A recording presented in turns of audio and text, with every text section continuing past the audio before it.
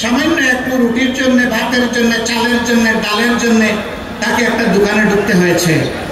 দোকানে ঢুকে তার মাথা ঘুরিয়ে যাওয়ার উপক্রম।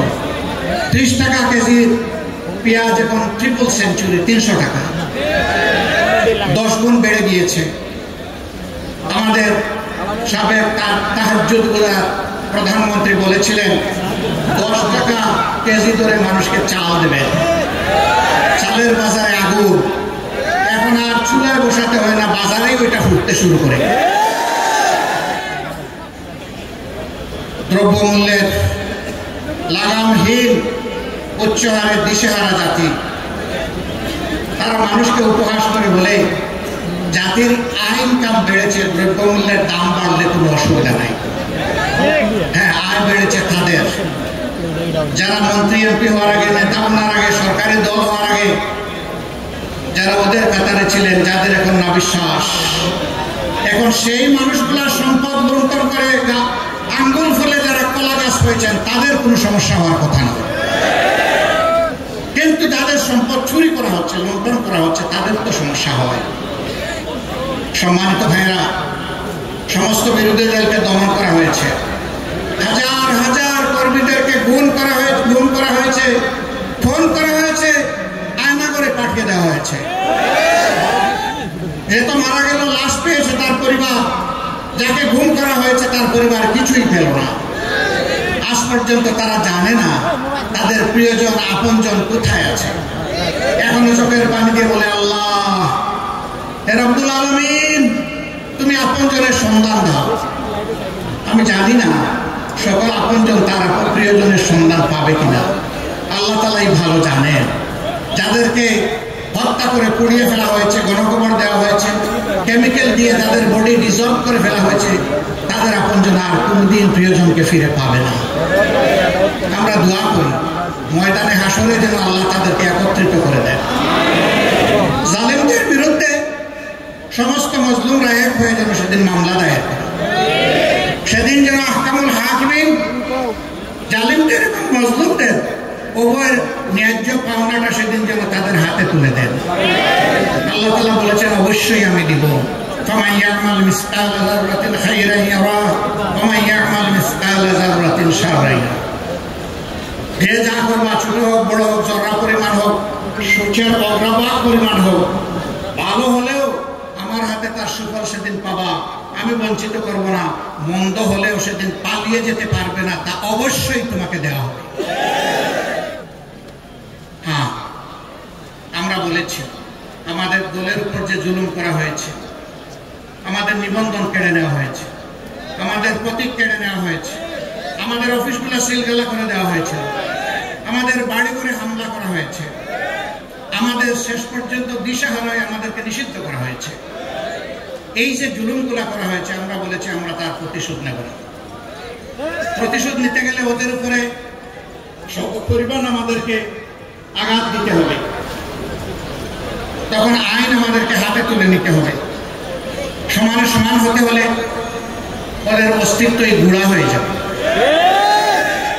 আমরা তা করব না, আমরা আইন হাতে তুলে নেব না। এর জন্য আমরা তাদেরকে ক্ষমা করে দিয়েছি। কিন্তু গণহত্যার জন্য, গণধর্ষণের জন্য, মানুষকে আয়না করে পাঠিয়ে গুম করার জন্য, হাজার হাজার লক্ষ লক্ষ তরুণ যুবক যুবতীকে গুলি করে তাদের জীবন উলটপালট করে দেওয়ার জন্য বিচার তাদের অবশ্যই হতে হবে। তাদের ন্যায্য পাওনা পেতেই হবে। আজকে সন্তান হারা বাবা মা তাদের সন্তান ফিরে পাবে না, তারা ন্যায় বিচার চায়। ন্যায় বিচার পাওয়ার অধিকার অবশ্যই তাদের আছে। একজন বিধবা বোন, আমার বিধবা মাটি তার স্বামীর বিচার পাওয়ার অধিকার আছে। এতিম অবুঝ বাচ্চাদের তাদের পিতার হত্যাকারী শাস্তি দেখার অধিকার আছে। এই বিভাগে রাজশাহীতে আমি একটি শহীদ পরিবারে গিয়েছিলাম। মেয়েটি 6 মাসের অন্তঃসত্ত্বা, বিয়ে হয়েছে 1 বছর আগে। স্বামী একজন রিক্সা চালক ছিলেন, রিক্সা চালিয়ে তিনি জীবন নির্বাহ করতেন। তিনি বৈষম্য বিরোধী ছাত্র আন্দোলনের ডাকে সাড়া দিয়েছিলেন। ঘরে বসে থাকতে পারেন নাই, হাতে পানির কেন নিয়ে তিনি রাস্তায় চলে গিয়েছিলেন। পানি বিতরণ শেষ হওয়ার পর তিনি গেলেন এবং সেই বুলেট এসে তার বুক জাজরা করে দিল, তিনি শাহাদাত বরণ করলেন। মেয়েটিকে আমি জিজ্ঞেস করলাম, মা মা তুমি কেমন আছো? মেয়েটি আমাকে জবাব দিল, আপনি আমাকে মা বলেছেন, এটি আমার অনেক বড় পাওনা। আমি ভালো আছি, কিন্তু বাবা আমার গর্ভের সন্তানের কি হবে? এ যখন দুনিয়ায় আসবে তখন তার বাবা নামের কারো চেহারা দেখবে না, মুখে যখন তার কথা ফুটবে বাবা বলে কাউকে ডাকার খুঁজে পাবে না। তাকে আমরা কি সান্ত্বনা দেব বলেন? এরপরে বলল, আমি গরিবের মেয়ে, আর এটি একটি গরিব পরিবার। যেটাই হোক, আমার স্বামী যাই বুঝি করতো তাই নিয়ে আমরা বড় শান্তিতে ছিলাম। আমার সন্তানকে, আমাকে, তার মাকে এখন কে দেখবে বাবা? আমি বলেছিলাম, মা আজ থেকে তোমাদের পরিবারের আমরাও সদস্য। তোমার বাচ্চা যত সময় পর্যন্ত সে প্রাপ্তবয়স্ক না হবে, যদি ছেলে হয় সে কাজে যোগদান না করবে, যদি মেয়ে হয় সে যতদিন পর্যন্ত তাকে বিয়ে শাদী দেওয়া না হবে ততদিন পর্যন্ত আল্লাহর উপর ভরসা করে এই দায়িত্ব আমরা নিলাম। আল্লাহ আলহামদুলিল্লাহ, শুকরিয়া আদায় করি আল্লাহ তাআলা এমন একটা মুসলিম পরিবারের পাশে আল্লাহ আমাদেরকে দাঁড়ানোর তৌফিক দেন।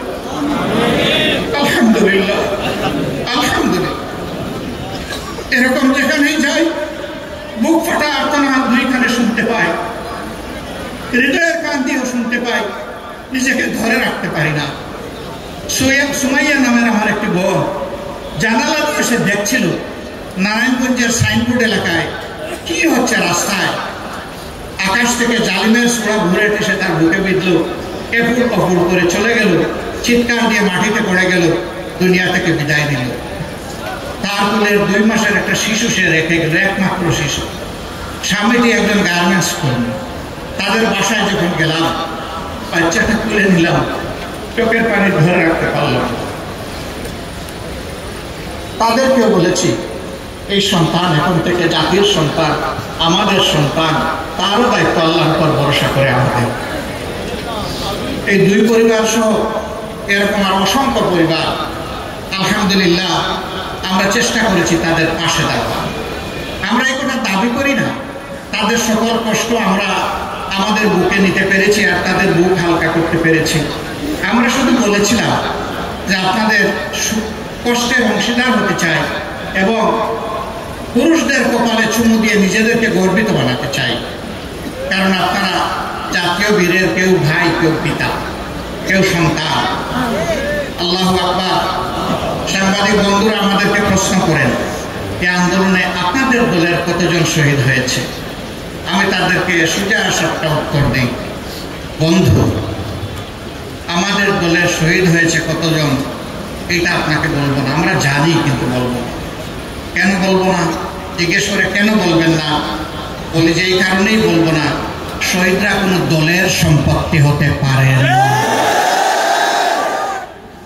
এরা জাতির সম্পদ, এরা জাতীয় বীর। ওই জায়গাটা আমরা ঠিক রাখতে চাই বলেই কতজন শহীদ হয়েছে সে কথা আমরা বলবো। যারাই শহীদ হয়েছে, এই শহীদ আমার, এই শহীদ আপনার, এই শহীদ সমস্ত জাতির। সারা জিন্দেগি এই পরিবারগুলোর খেদমত করলে, সেবা করলে, সম্মান করলে আমরাই গর্বিত হব, কিন্তু তাদের ঋণ আমরা পরিশোধ করতে পারবো না। আমরা বর্তমান সরকারের কাছে দাবি জানিয়েছি, প্রত্যেকটি পরিবারকে সম্মানজনকভাবে বাঁচার জন্য পর্যাপ্ত সহযোগিতা দিতে হবে সকল দিক থেকে। এই পরিবারের কর্মক্ষম, উপযোগী, যোগ্য কমপক্ষে একটি মানুষকে সরকারি চাকরিতে নিয়োগ দিতে হবে। এই দেশে যারা স্বৈরাচার এবং স্বৈরাচারের দূষক, যারা স্বৈরাচারের হাতকে শক্তিশালী করেছে, যারা মানুষ খুন করেছে, সরকারি চাকরিতে থাকার, জনগণের ট্যাক্সের টাকা খাওয়ার অধিকার তাদের নেই। এই জায়গাগুলো খালি করে আমার যে যুবক যুবতী ছেলে মেয়েরা আহত হয়েছে, গুলিবিদ্ধ হয়েছে, তাদেরকে সেই জায়গায় সুযোগ করে দিতে হবে। তা দিয়েও তাদের মূল্যায়ন হবে না। জন্য লড়াই করে নাই। প্রত্যেকটা ছেলে মেয়ে তাদের কলিজা হাতে নিয়ে রাস্তায় নেমে এসেছিল। একটা মেয়ে বলেছিল, আমার পিছনে পুলিশ, সামনে আমার স্বাধীনতা, আমি যাব কোন দিকে? আমি যাব স্বাধীনতাতে আলিঙ্গন করতে। স্যালিউট মা, তোমাকে স্যালিউট। তুমি আমাদের গর্বের প্রতীক, তুমি সত্যিকারের যোদ্ধা। আর তোমার মতো যারাই লড়াই করেছে তারাই যোদ্ধা। এই যুদ্ধের বিনিময়ে বাংলাদেশটা মুক্ত হয়েছে। অনেকে বলতেছেন স্বাধীন হয়েছে, এটি দ্বিতীয় স্বাধীনতা। কেন বলে দ্বিতীয় স্বাধীনতা? আমরা তো 47-এ একবার স্বাধীন হলাম, 71-এ আরেকবার স্বাধীন হলাম, এখন 24-এ আমার এটা কিসের স্বাধীনতা? হ্যাঁ, পরাধীনতার প্রশ্ন যেখানেই থাকে, স্বাধীনতার লড়াই সেখানেই সামনে চলে আসে। আমরা ছিলাম ভৌগোলিক স্বাধীনতা প্রাপ্ত একটি